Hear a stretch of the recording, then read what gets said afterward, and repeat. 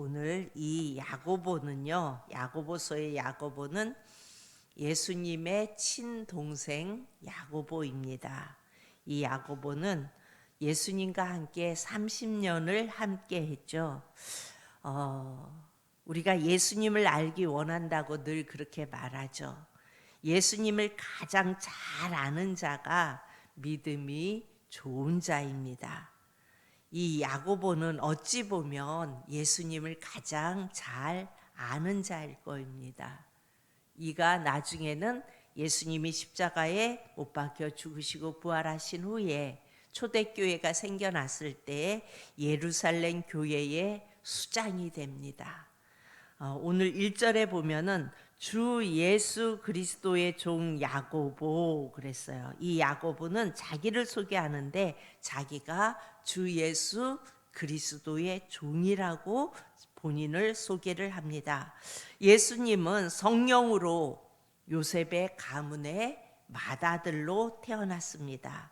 그러니까 야고보가 태어나 보니 예수라는 형이 있었어요.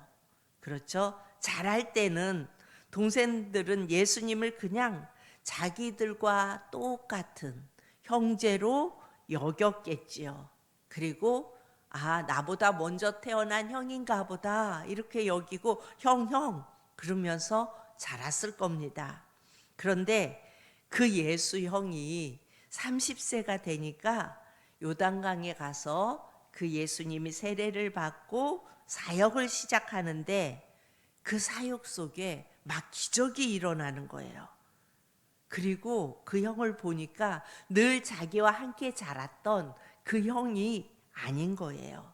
복음서를 보면 가족들이 예수님이 사역을 하고 있는데 문 밖에 와서 예수님을 찾아요.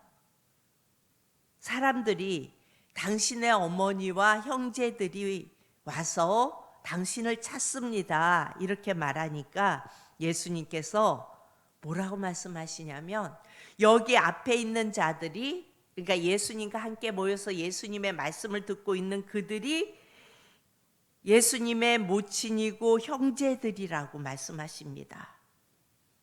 그렇게 말씀하시는 예수님을 바라보는 가족들이 예수님을 보면서 어떤 생각이 들었을까요? 여러분 생각해 보세요. 우리 형인데 분명 우리와 함께 자랐던 형인데 그 형이 그 형을 찾아간 그 어머니와 형제들이 왔다고 말하니까 나의 모친과 나의 형제는 지금 이곳에서 내 말을 듣고 있는 이들이 나의 모친이고 나의 형제들이라고 말하니까 그렇게 말하는 예수님을 향해 뭐야 저게 제정신인가? 그러지 않겠어요, 여러분? 같은 형제인데, 같은 자매인데. 그러니까 예수님이 함께 자랐던 그 가족들이 받은 충격은 이루 말할 수가 없었습니다.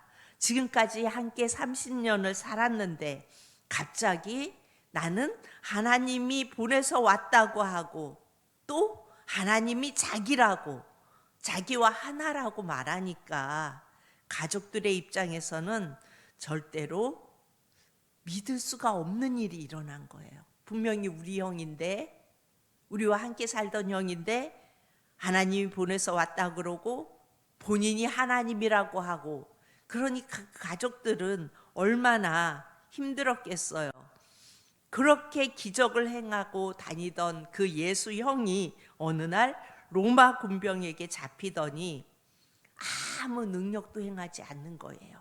그동안은 죽은 자도 살리고 병든 자도 고치고 막 기적을 행하던 그 형이 아무 능력을 행하지 않는 거예요.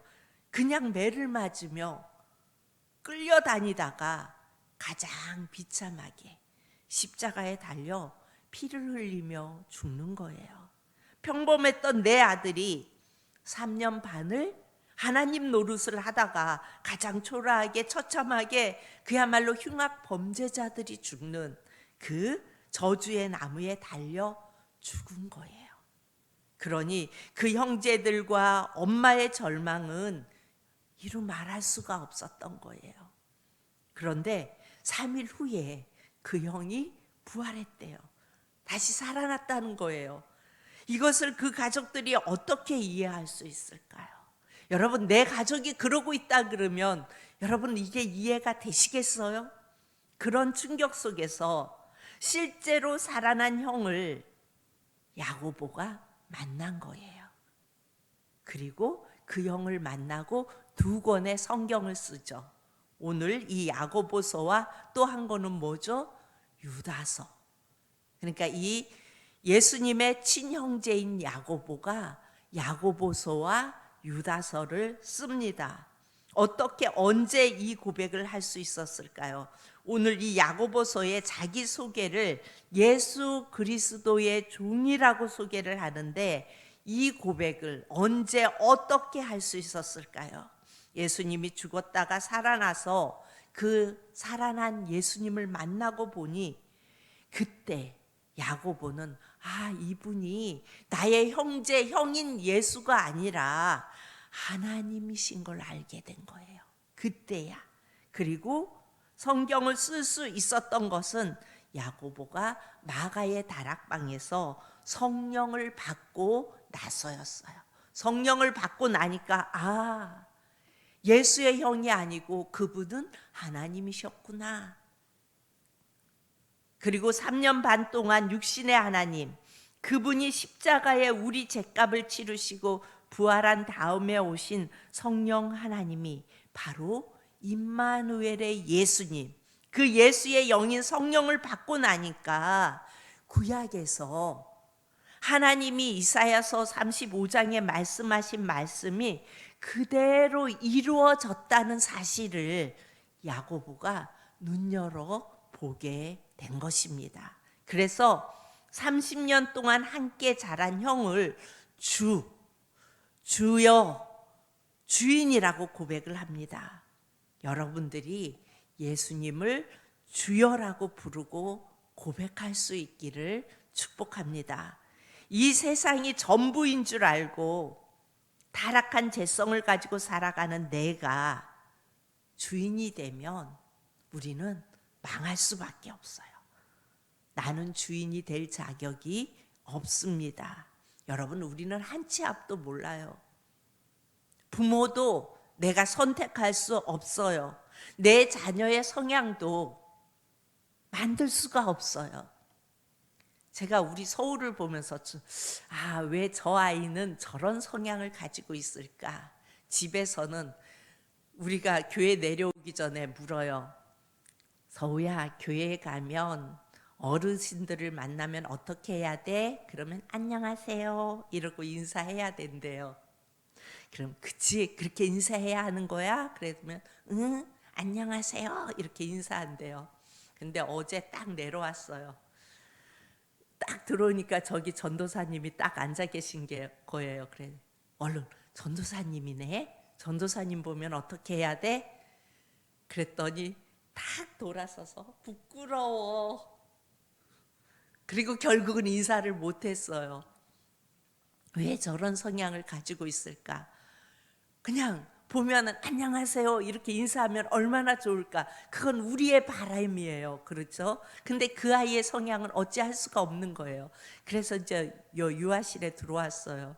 근데 전도사님이 유아실까지 오셨어요. 오셔서 서우야 뭐 어쩌고 하면서 얘기를 하니까 부끄러워. 그리고 그냥 엎어져 갖고 일어나지를 못하는 거예요. 그 아이의 그 성향도 우리는 어떻게 할 수가 없는 거예요. 그냥 그 아이의 그것은 그 아이의 성향인 거예요. 뭘 말하려고 하는 거냐면요, 내 인생을 내가 주관할 수 없다는 거예요.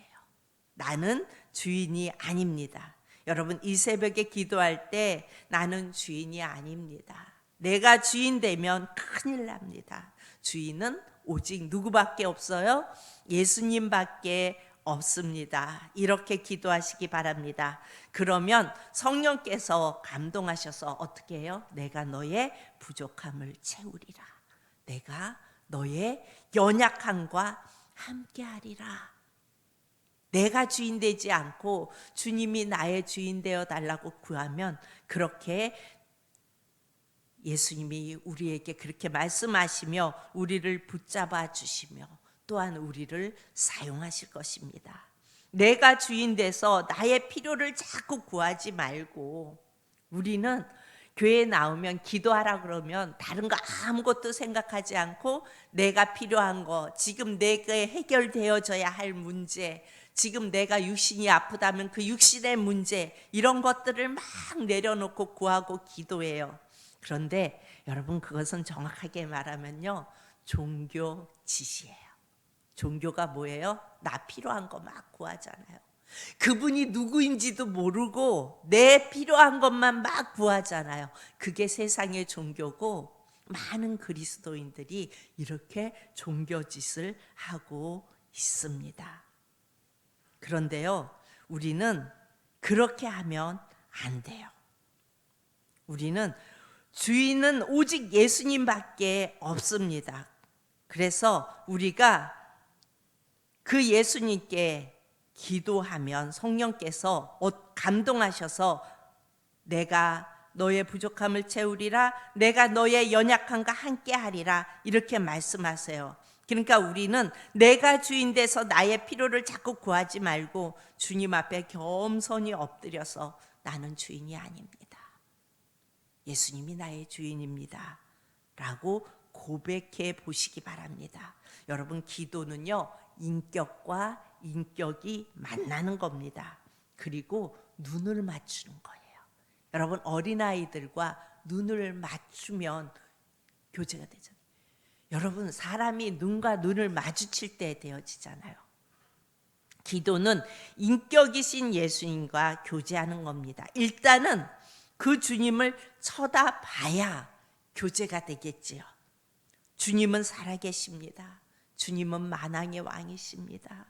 사망 권세를 이기셨습니다. 주님은 나의 전부이십니다. 내가 주님을 찬양합니다. 내가 주님을 바라봅니다. 이렇게 예수님께 초점을 맞추고 고백이 먼저 나와야 되는 겁니다. 그래서 우리가 기도할 때 먼저 그 주님과 초점을 맞추시기 바랍니다.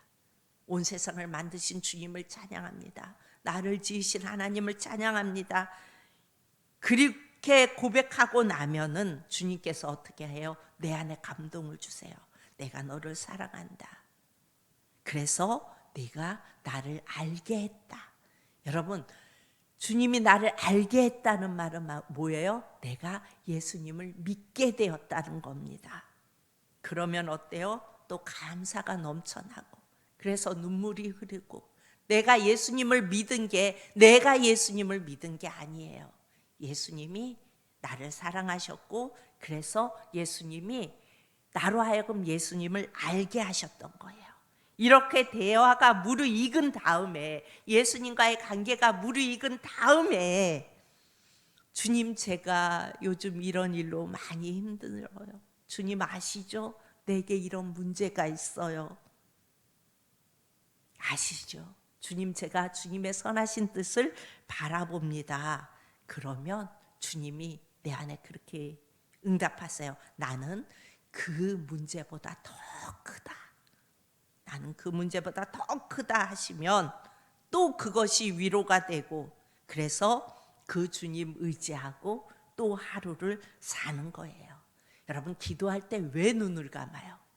우리가 어려서부터 기도할 때 두 손 모으고 눈 감아야지. 그래서 여러분, 기도할 때 눈 감고 기도하세요?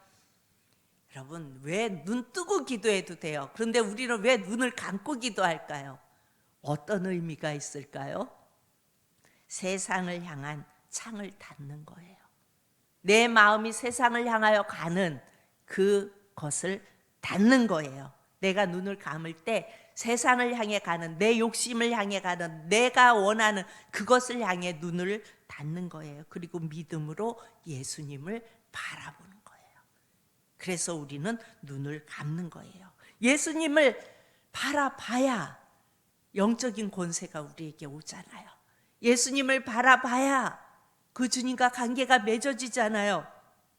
그래야 예수님이 내게 말씀하시잖아요.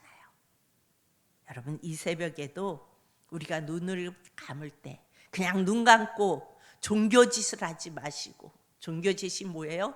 예수님이 누구신지도 모르고 그분이 누구신지도 전혀 생각이 없어요. 야고보가 주님이라고 고백을 언제부터 해요? 아, 이분이 하나님이시구나. 내 형제, 형인 줄 알았더니 이분이 하나님이시구나. 이것을 알고 나서 어떻게 고백해요? 주 예수 그리스도의 종. 뭐예요? 종은 나는 그분의 종입니다. 그런 의미예요. 주인이십니다. 주 예수 그리스도가 나의 주인이십니다. 이 고백이에요. 우리의 삶 속에서도 야고보가 그랬던 것처럼, 그래서 그가 예루살렘 교회의 수장이 되고 예수님을 끝까지 붙잡고 갔던 것처럼 우리의 삶 속에서도 우리가 기도할 때에 종교짓을 하면 안 돼요. 종교짓은 예수님이 누군지도 모르고 나만 거야. 하나님 고쳐주세요. 하나님 이 일 해결해 주세요. 하나님 이렇게 해주세요. 이렇게 해주세요. 이렇게. 잔뜩 구했고 내가 기도를 많이 한 것처럼 돌아가지만 그것은 기도가 아닌 거예요. 기도는 우선 세상을 향한 또 내 욕심, 내가 구하고자 하는 모든 것으로부터 문을 닫는 거예요. 그래서 눈을 감는 거예요. 그리고 예수님만을 찬양하는 거예요. 생각해 보세요. 그분이 내게 어떤 존재인지 그렇게 계속해서 찬양하다 보면 그분이 느껴져요. 성령님께서 내 안에 감동하세요. 그리고 그분과 교제하며 주님 아시지요? 주님 아시지요? 내가 이렇게 힘들어요. 주님 아시지요? 내게 이런 문제가 있어요. 이렇게 구할 때에 영적인 권세가 우리에게 임하는 겁니다. 이 새벽에 세상을 향한 문을 닫고, 그러니까 눈을 감는 거예요. 세상을 향한 눈을 닫고 예수님과 인격적으로 만날 수 있기를 바랍니다. 그래서 그 예수님과 만나고 그 예수님을 고백하고, 그리고 기도할 때에 내 신음조차 응답하시는 그 주님께서 우리의 기도를 응답하시고 우리에게 감동하시고, 그래서 이 새벽에 그 예수님과 만나는 새벽 되어질 수 있기를 축복합니다. 아멘. 기도합니다.